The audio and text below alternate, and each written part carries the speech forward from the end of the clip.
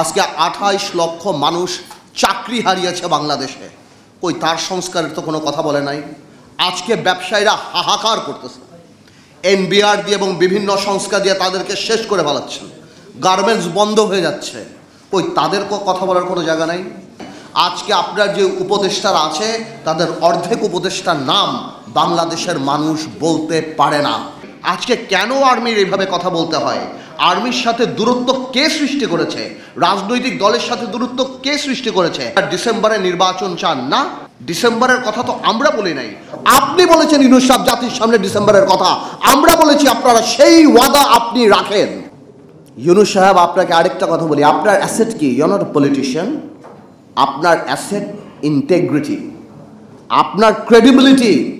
আপনার মন খারাপ, আপনি পদত্যাগ করতে চান, সেই জিনিস আমাদের জানতে হবে এনসিপির নেতা নাহিদের কাছ থেকে। এটা আমাদের জন্য লজ্জাকর ব্যাপার।